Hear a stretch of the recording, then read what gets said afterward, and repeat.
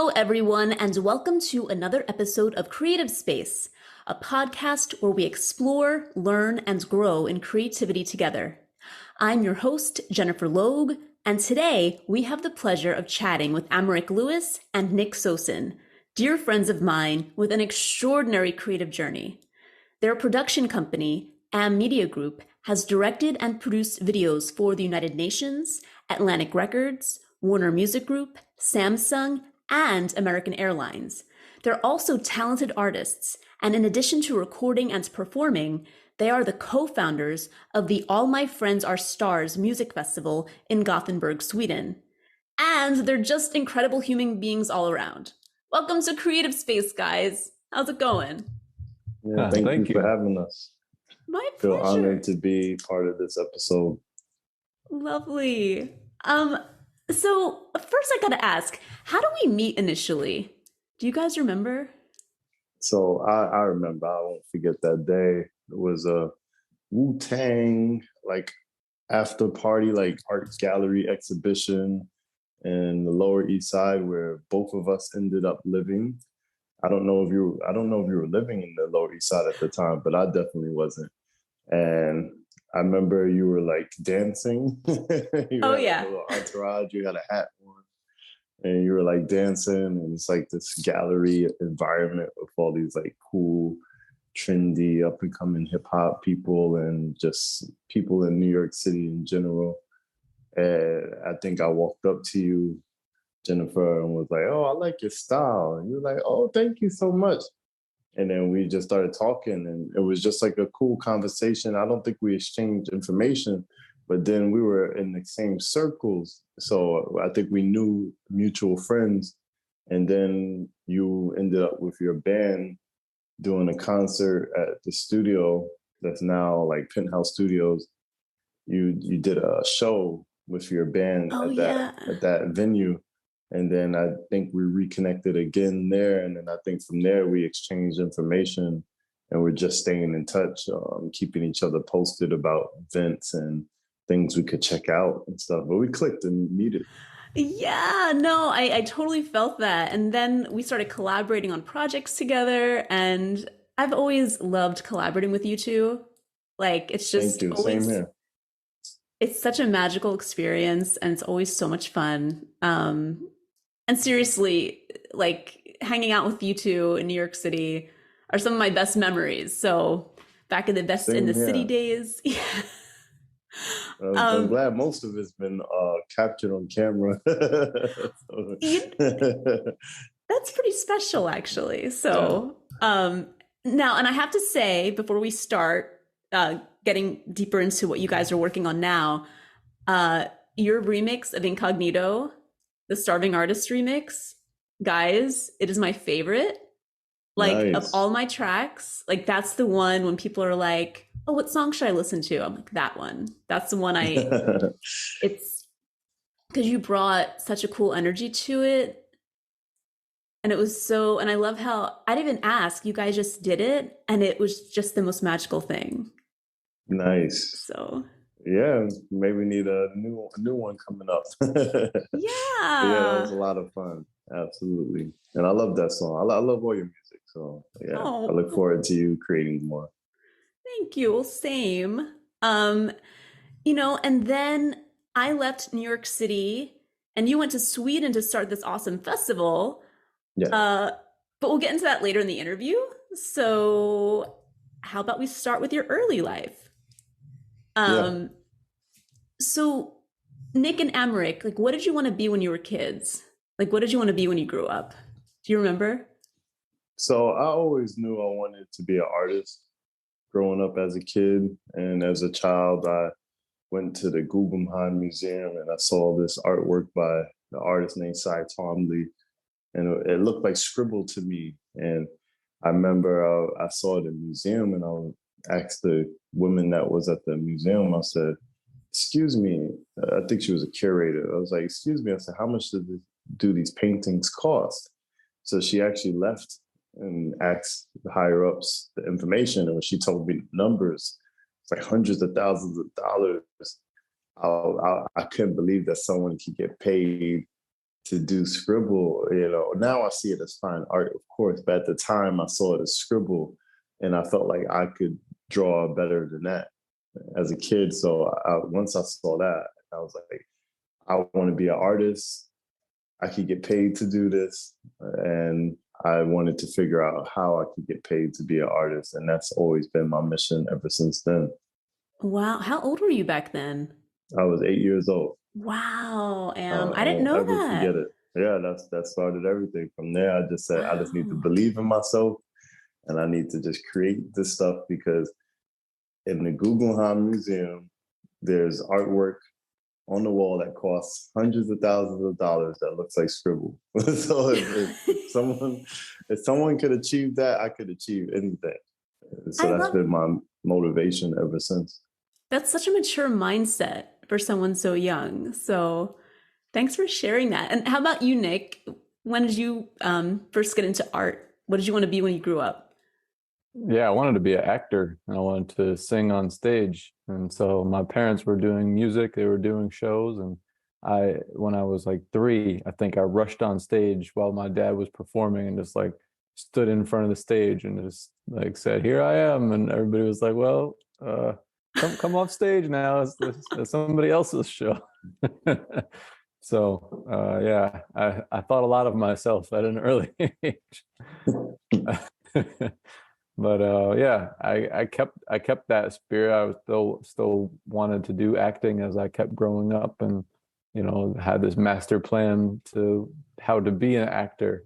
And so I wanted to make a bunch of money and work in like corporate world, so that at age 30 I could quit and then have all this money, and then have this wonderful acting career where I didn't have to wait tables. But uh, yeah, that plan didn't work out so well because I just started realizing how much I really needed to honor the joy of creating and doing art and making music or doing photography, instead of wearing a suit every day and pretending.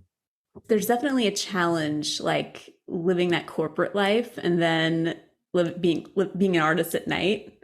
There's a bit of a conflict, a tension.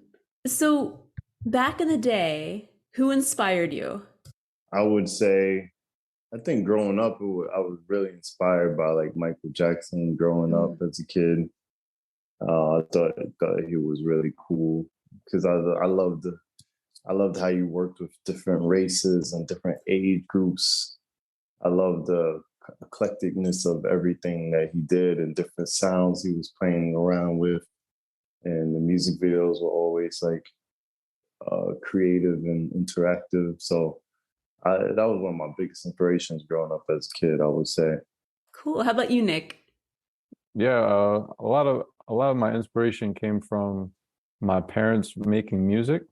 And so I loved the fact that they would write songs all the time, and I also was really inspired by some of my teachers in school and people that really like saw something in me when I felt like Mm. I didn't get recognized by like friends of mine. I was very different from so many kids in school, and so when a teacher would say, "Hey, you got something, special," I felt like, "Oh wow, I'm inspired to keep working on, that thing that they pointed out to me." And your parents were musicians. Do you want to Yeah, talk about that a little bit? That's cool to grow up in a musical yeah, yeah. household. I got a chance to go to gigs with them, and my dad, from when I was really little, he would say, "Okay, I need this chord and I need that chord," and so I learned all the like technical stuff, and I learned that if you don't check the list before you leave, like you're gonna leave something that you need, and then be at the gig and can't do the gig because you don't have the thing. So it's important to like pack well and stuff like that. But I never really learned how to like keep the chords neat, but I remember to bring the chords. So yeah, it's just a lot of stuff that being part of the inside of it from an early age, I was able to see like how to get a gig, or like what problems people keep talking about, all the money that people try to get from gigs, and like what's frustrating to artists, and Mm. what they complain about. So from an early age, you were Yeah. getting insight into all of that Yeah. stuff, which is Yeah. definitely coming handy now. Yeah, but I will note that it maybe it's hard for him to remember this, but it kind of turned him off from being creative type. I think you mentioned, so Yeah. maybe you should say Yeah. mention a little bit about that. Yeah. So like because of the frustration of them talking about money a lot and saying like, oh, Mm. this gig didn't come through, I had made up my mind, oh, I need to get a bunch of money. And so that's where that Mm. decision for me was like, oh, I'm going to go into the corporate world because this life of being an artist trying to gig all the time is not sustainable. Like it would be much better if I just had a ton of money from working. My plan was till age 30, and then I could quit and I could just do whatever I wanted with my time to create art or do auditions or, just be work on being a Broadway actor or something.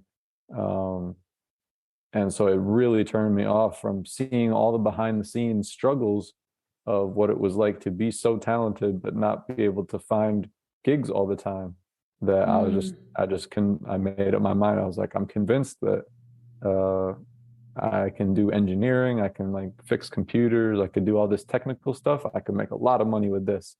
And so that's what I got myself involved in and went to school to train to do that, and lost that whole creative side of myself and like all of the art and the joy of like performing and stuff. I completely shut that out.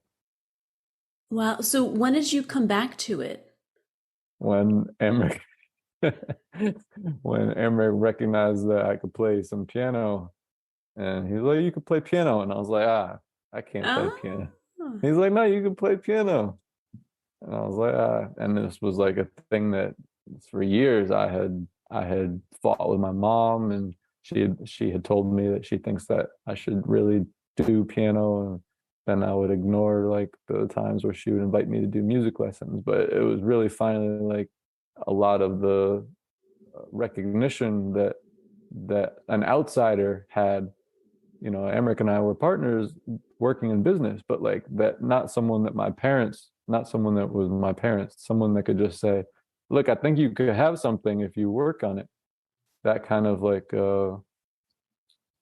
statement from the outside perspective, especially someone that was in the industry that I respected, to say like, you could kind of play, that's interesting if you work on it, maybe. That gave me the hope and inspiration to like sit down and actually like keep working on it over the years now. I love that. Americk is the ultimate encourager. I mean, when I've had my low points, like I talk to him and I feel inspired again. So like pick up and keep going. How did you get your start in the entertainment industry?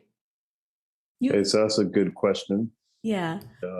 I was at my senior year of high school, and I was struggling in school. I just wasn't really great at academics, so I was going to night school. And a kid named Josiah Allen, shout out to him. He came into school and he was like, he just came in with a nice leather jacket and he was like, "Yeah, I've been in a Ja Rule music video," and he was like talking about it. Everybody was just like, shut up, you're lying, we don't believe you." It was like unheard of for someone out of Jamaica, Queens, to be in a music video. So no one in school, in the class that we were in, believed him. And so I remember he did something that was shocking to me. He kind of got mad. He was like, "I don't got nothing to prove to you guys." And he didn't argue. And I said, "Wait a minute. Hmm. He's not arguing? I think he actually is telling the truth." So then I tapped him on his shoulder and I said, "Yo, I believe you, man." I don't know why I didn't believe, but I believe. He's like, "Dude, I don't got nothing to prove." And then he just started telling me stories about being on set. And I was like, it just sounded like the best thing on the planet. I was like, there was pretty girls there, there was food there, you got paid. You got paid to do that. Like, I couldn't believe it. I was like, there was all these rappers and famous people there. Like, I just sound like paradise to me. So then I was very clever. I was like, "Yeah, I would give you $20 out of my wallet right now if you could give me the information that led you to be able to do that video? And he just looked at the money and he was shocked. He sat there for a second and was like, he couldn't believe that I was offering him money and offering value for his words and his knowledge versus everyone else was just like laughing at him and telling him to shut up. So he was like, you don't even need to pay me. And he gave me a phone number to call. And I called my first modeling talent agency. It was a total scam. They took like all my money, but it led me into the room of meeting one person that led me to another person, and then eventually I got on my first TV set, which was Law and Order, a TV show. And Cool. Being on set, I just used to talk to people all the time. I was just talking to everybody. It didn't matter. All I knew was that if you were there, that means you're special and you got exclusive information, and I need to know you. So I just used to speak to everyone on set, and then from there, I just started getting introduced to different jobs I can do and different people I can meet, and then it just grew from there. So it was a different era. It was before Google and all of that. I remember, is that when you met Chadwick Boseman? So I met Chadwick Boseman. I met him real early in my career. Yeah, I would say it was one of my first sets. You know, I was doing it for a while, and I was just like an extra on some of these TV shows like Law and Order. But this was like, I did a role where I had to do some auditions and stuff for, and it was considered like a featured extra. So I was part of this gang member group that Chadwick Boseman and Dorian, I think Dorian Mizik was the leaders of this gang, and I was part of that gang. And so we worked on set for like 5 days together every day. I was part of the gang. So, you know, one thing I admire about Chadwick that I never forget, and I actually carry this with me a lot, is that I remember I was blown away by like his talent. And I remember it was his first TV show, basically. I don't think he's done anything else before that. So in my head, I was like, dude, when is this going to come out? It was like the season premiere or something. So it was like a big deal, that episode. And he was like, I was going to come out like 6 months from now or something. And I said, dude, you're going to be like a big star. Like, what are you going to do now? Like, are you going to do movies? Are you going to get an agent and all that? He's like, nope, I'm not doing any of that. I was like, what are you going to do then? He said, I'm going straight to LA and I'm going to take 4 years of training in school.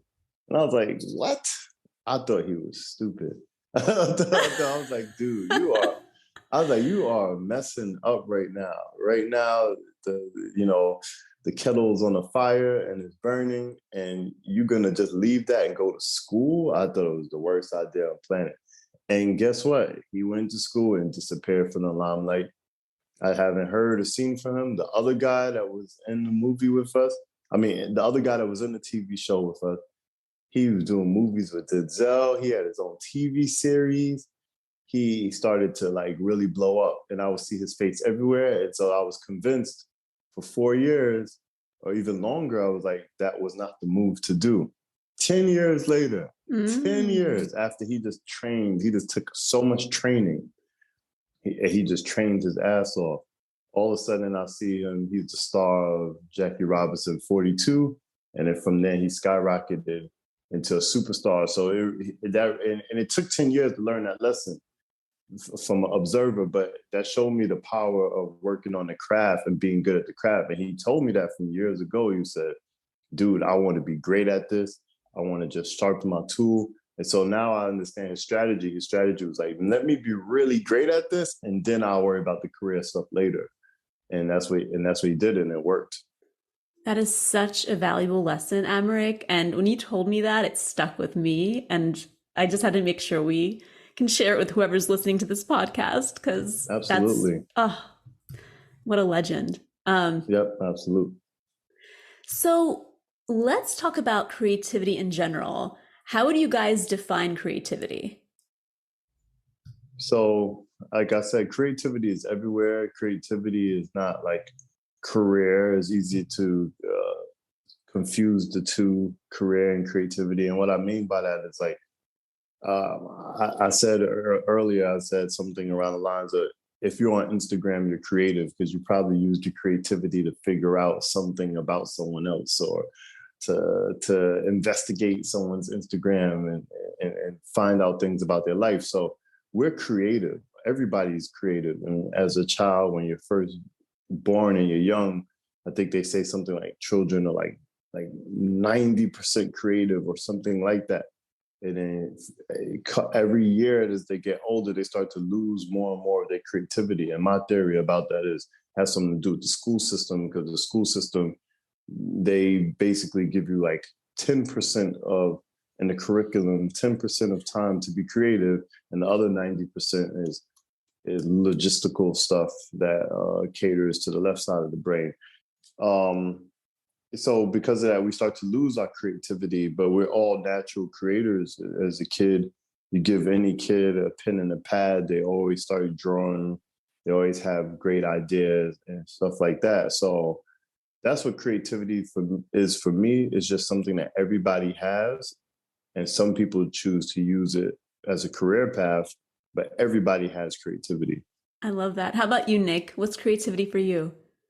Yeah, creativity is life. It's us trying to solve problems. It's us wanting to entertain ourselves. I mean, even animals are creative, like birds that figure out, how to break open things and eat, or squirrels, like dogs, cats, so creative. So like our ability to be creative extends, into all of our use of language to communicate our ideas to each other, just coming up with concepts that, like, instead of pointing at things, like we've figured out how to make sounds with our body so that we can have these elaborate exchanges of ideas, and then use technology, use tools, so it's our very life force to be creative.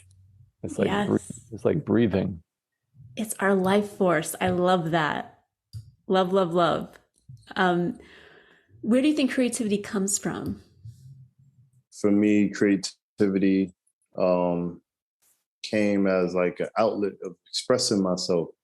And I usually started to create more like if I was sad.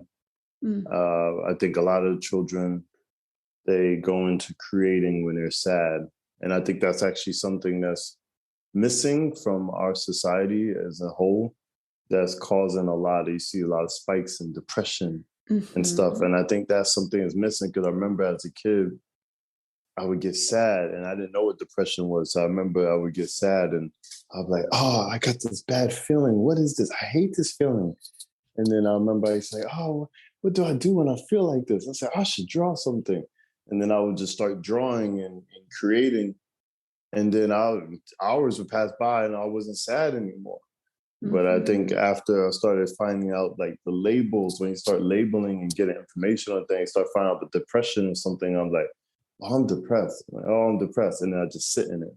That's it. It's like, oh, I'm depressed. Oh, that's what the feeling is. Oh, let me just stay in that. But I remember as a kid, anytime I started feeling sad or something, I would just immediately just start creating something. And then after like an hour or two, I wouldn't even remember what I was sad about. I would just be in like a world, or maybe I put some popsicle sticks together and built a house and just got my happiness and joy back. So I think creativity for me, it came from a space of like healing and trying to like therapeutic kind of thing for me. And so for me, that's like a place that it comes from a lot. Yeah, it's funny. That's how I got started too, with like songwriting and everything as a kid. It was like out of that sadness. And we all grew up in a time where we didn't have that label. At least I don't remember people talking about depression or mental health the way we do now. So because that label didn't exist, what a great point, Americk. Like, I just went to songwriting as a release and I felt better. How about you, Nick? Where do you think it comes from? Creativity to me comes from nothingness, and that space where there's infinite possibilities, and then like we dip our consciousness into it and we take out one idea, or like we hear something from somewhere and it goes into our brain. We don't remember it for 20 years until we're in some bar and we hear somebody say something and we're like, oh yeah, I remember that. And so like it's all floating around somewhere, and I think each one of us is one of God's ideas that the creator, the universe has picked this moment to say, okay, how about this? Or put in you this idea to do this podcast, or put in someone that's listening to this, maybe to get inspired about having an idea of their own. And so it all comes from this thing that we share and the space that we share it in, which sometimes is nothingness and sometimes is like that collective conscious that we share too. That's beautiful. And yeah, like I kind of view it that way too. I had my vocal coach, rest in peace, Russell Faith, when he was teaching me the beginnings of songwriting, he would say, there's a song that I wrote and a song came out on the radio with a similar melody. And I was like, oh man. But he's like, Jen, ideas for songs, they're like drops of rain that come from the sky, and like they'll land in a lot of places. So, but more will come. That's great. Yeah. Thank you for sharing that. So both of you guys, for the most part, never had a regular job, like a regular corporate 9 to 5. Do you want to talk about that? Yeah, I think we should both break down what happened, series of events. So I'll go first. I had a job at 2 jobs in my life. I worked at Toys R Us when I was in high school, and then I worked fresh out of high school just for a very little bit at Target. And I used to work the night shift at Target. And what happened was one day I was stressing to get there, and I think I was, I do music, so I was in the studios like earlier. It was hard to get studio time, so I was in the studio like all day, and that's normally the time that you go to sleep. And then right after that, I was like, okay, I'm going to go to work. And I didn't want to quit the job, quit the job. I didn't want to not show up to work, because I was always so respectful of my other workmates, because if I don't show up to work, other people got to work harder. Mm-hmm. So I'm rushing to get to work. I borrow my mom's car. I'm driving. I fall asleep at the wheel, and I just wake up and I'm on the side railing, and the car is on sparks and is on fire. And I wake up and I'm just like, oh my God, like I jump out the car and I just see the car smoking on fire. I was like, what the F happened? And I was like, I fell asleep at the wheel. And I could have died. And luckily I was in a van, so I was higher up. Mm-hmm. But if I was like in a small car, I probably would have died. And so the car was smashed up on the highway, and I had to wait for the cops to come, and I'm just seeing the car smoking. And I was staring at it, and I was like, I just pictured myself died. Like I pictured myself dead, almost like the movie Ghost, I pictured myself laying there, and I just pictured my body floating in the sky, looking at my dead body. And I was talking to myself, it was a traumatizing experience. I was talking to myself on the streets, on the side of this highway as cars passing by.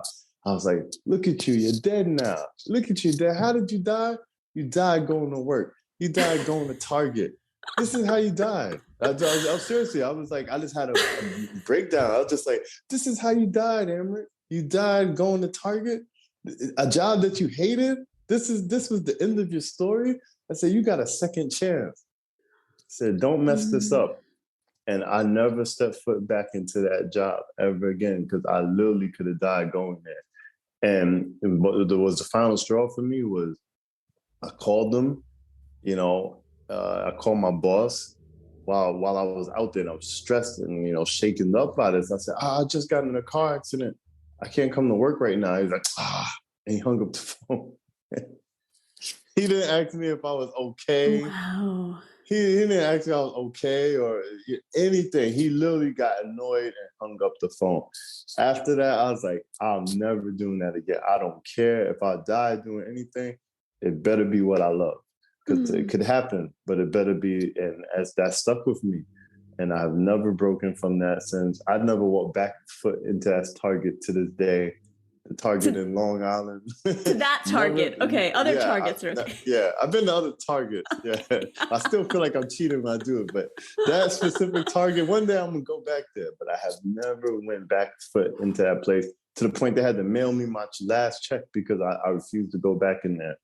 And from then, I just decided to go for my dreams and pursue my creative pursuits. And ever since then, 18, 19, I've been an entrepreneur. Love it. And how about you, Nick? Yeah, I had a number of like part-time jobs when I was young. And when I was reflecting on all of them, a lot of them were like commission-based stuff. So like I sold popcorn, I sold like books at my university, and ran like the campus book buying program to buy back the textbooks. And I think the common thing for me is that I always was trying to find like sneaky ways to do stuff in all of these jobs. So I worked a bartending job at my campus, and I would steal beer, and then like there was always something in all of these jobs that I was doing that I was trying to like get away with something. And now I think about it, it's just like there was no passion in a lot of these things. It was literally just about doing something to get some money. And so like I was always thinking, oh, how could I get a little bit more out of this? How could I do? Because it wasn't filling me up. And then in college, I actually finally got a gig like doing some photography for the school to do some of the games. And that was where I really started like throwing myself in and loving it, and training myself on how to use the camera. But that was still a hustle because I didn't know how to use a camera, but I told them I did. And then they gave me a job. And I figured it out on the job. That's awesome. You've since become an amazing photographer. So my final hustle, which is how I met Americk. So it was like a 9-to-5, 3-month internship in New York City in the summer of 2010. And I was once again looking for ways to come up off of it. And so I was on Facebook browsing around for, stuff that's going on in New York City while I'm there. And I found a Facebook post that said, "Who wants to be a star?" And that's another story, but that's how I ended up meeting Americk. And so, yeah, those were some of my jobs early on. Now here we are, God, 12 years later, my goodness, over a decade. Okay, so now I left New York City a while back, and shortly after you guys start this festival in Sweden, which is so cool. First of all, I have to ask, why Sweden? All the places in the world, like what drew you to Sweden? I just came to Sweden to visit. It was just like a tourist destination that I dreamed of coming to, and I met some friends here, and so I would come back every summer. I would come back, but why Sweden? I tell people is because it's the place that wanted to do it. I mean, I was doing events and gatherings together, very similar in New York City, but it was like almost impossible to do. It was like you needed a lot of money, and it was hard to find people that wanted to do it or be involved. And I think there's this like saying is like there's a lot of chiefs and not enough Indians.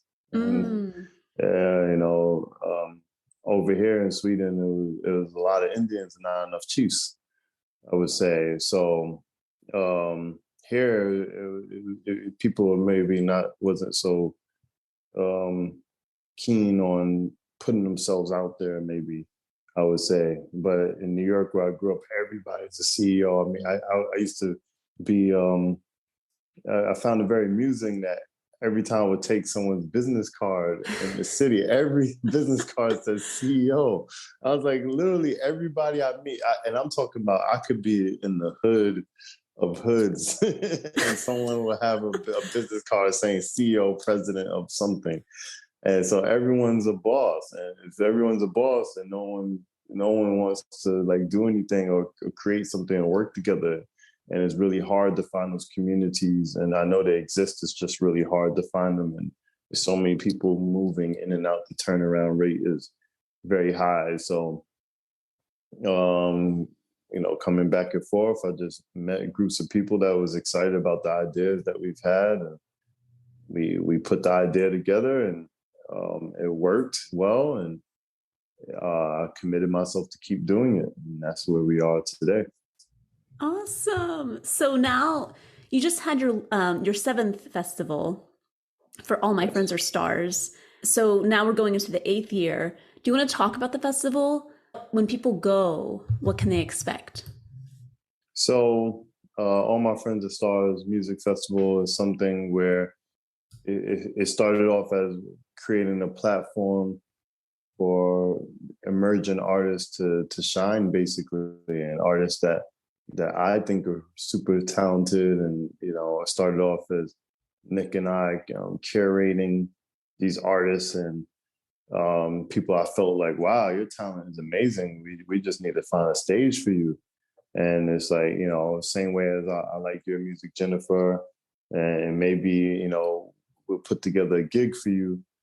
The difference with this is like, okay, I'll put this gig for you, but then I'll bring some other artists that are also talented as well in the same gig. And now we have a festival. And the only difference is it's probably different music genres. So our first festival was a small gathering underneath a bridge. And we had like a kind of gospel choir duo performing, and then we had a rock band performing, and we had to do rap and doing hip hop and spoken word, and we just brought people together, and it was something very fresh for a small city like the one that I'm in. And from there, that's how the idea evolved. That's beautiful. And now you're in the festivals in 4 different cities in Sweden? Yeah. We also did a pop-up event in New York City with Urban World. Shout out to Urban World. They're going to have their film festival end of October, so check it out. Cool. And so we're just expanding now to different areas, and a lot of different cities and countries have been reaching out to us about doing All My Friends Are Stars festival events, from Thailand to Israel, all sorts of places, America. But our thing is we want to do something quality. This is not about scaling up in that way, because it's happening regardless, but we just want to do something quality. Mm-hmm. And so for us right now, we just want to focus on the area that which is out here in Sweden that is working and is happening. We want to just really focus on that and get that really tight and fine-tune and figure out what we like to do, what we don't want to do more, figure the brand out, figure the concept out, do whatever feels good. And then after that, we're maybe interested in expanding some more internationally. But what I see for the future of All My Friends Are Stars Festival is a global festival, and it's happening all around the world. So we definitely expanded to different cities, and we're expanding to more cities by the 8th year this summer. But we want to just kind of keep it as local as possible for now, so that we have a good manage of everything we're doing. What have been the greatest challenges organizing the festival? Yeah, I would say the greatest challenge for me, I always say, is trying to make everybody happy. This has been very tough, and it's been an experience that one day I'm probably going to write a book about. But the reason why is because it's the only thing I've done where I have a personal relationship with absolutely everybody involved. So now it's a lot of moving parts here. You have a sound person that's also a friend of mine, or you have someone decorating the stage that's also a friend of mine. It's not like a business thing. Or you have people that are volunteering, they're friends of mine. or musicians that's playing, they're friends of mine, and those things can clash sometimes. Like one artist decides to do a longer set and go over, and now it shortens another artist's time. Or one time we were running behind schedule, and I had to ask the artist, could they not perform one of their songs? Shout out to Ito, one of my favorite artists out here, and he had to not perform his full set. And he was kind of sad about it, and it made me very sad. And then I had to carry that for the rest of the events. And also, a lot of people in the audience know who we are, so we would have events, and we would have 300 people that love us, that know us personally, that want to talk to us and say, "Hey, hi, I got to go right now. I can't talk," and can't really talk to people and stuff like that. So, because we're involved in every aspect of building the festival, including we also performing on the stage as well at the end of the concert. So all of that has been kind of difficult, and the solution is to in a way be less involved. So have people that are taking over these tasks that we were doing and be less involved. So even with curating the project, might have some other people kind of curating the talent. And so it's not so personal, because when it's personal, I mean, it's like, how do you choose one artist friend over the other? And they all matter. Yeah, they all matter, but there's politics and there's things that just on a practical level have to be in place, and we can't do anything about that. So that's been the most difficult, is wanting to make everybody happy, and that's not a possible thing. So for me, that's the hardest part. And what have been the greatest joys for you guys in doing the festival? What would you say, Nick?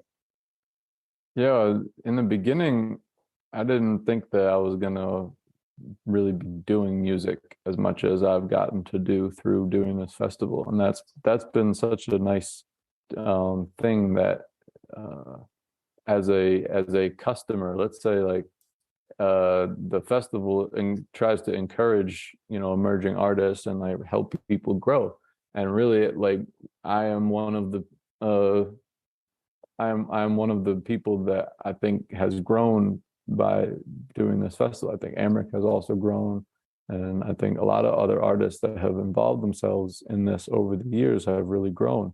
But it's really nice to be part of this and to work on this and to feel like this actually works. Like, the more that I involve myself in it, the more that I understand the game from a business perspective, just to know how to like address people when I write emails, or know what is current. Like, hear 60 different artists and just think, okay, there's a lot of this. And so if I was to ever write a song, is there any like specific thing that I could even add, or is it already being done? So the audience doesn't need that. What does the audience need? And to really feel like, does this festival that we're creating work for an artist to level themselves up, and to pay attention to that. I would say for myself, that's one of the greatest joys, is that I feel like it does, based on like the places that we've been able to play as musicians. Now, from the organizing side, one of the greatest joys is when I hear people and their testimonies tell us, like, I cried today, thank you for this. It moved me to see these two types of artists on stage playing together, or a little girl dancing, or something that people could tell us that really moved them. And it could just be one person. If the entire day was stressful, it could be that one person at the end that just said, this was really special and it really touched me in my heart.